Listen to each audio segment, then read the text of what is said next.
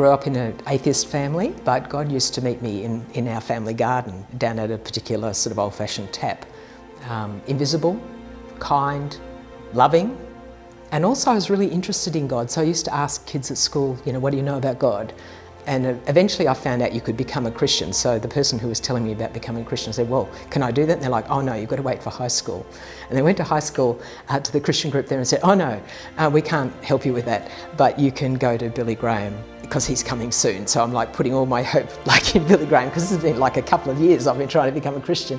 And because I hadn't got a Christian background or any church, I didn't know you could just go to any church.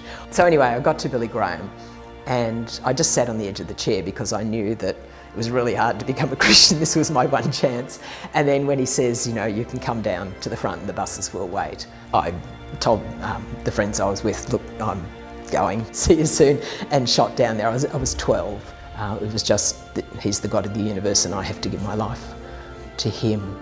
And then, you know, afterwards, all kinds of things, you know, followed on. So I've been in a number of, you know, revival type experiences. When we were in Hong Kong in the 90s, we saw a whole lot of different things that God did. Nicky Gumbel came and we had like a more typical revival type of experience with the Holy Spirit, you know, falling on people and their lives being changed like instantaneously. It was so exhausting, you know, going to meetings every night, praying all the time, people becoming Christians.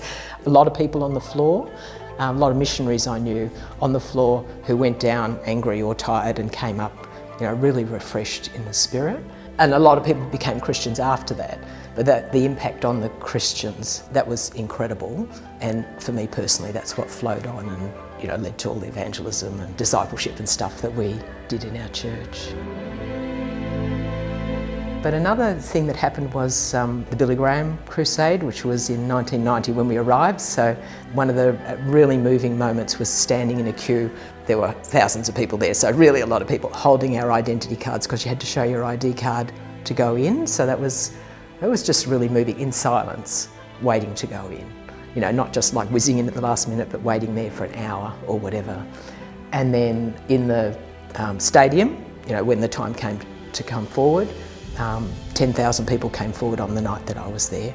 Just people flowing and flowing down to give their lives to Christ or to be recommitted. I'm going to ask you to come and stand here in front and say by coming, I want to lead a new life. I want to start over. I want to put my confidence and my faith in Jesus Christ.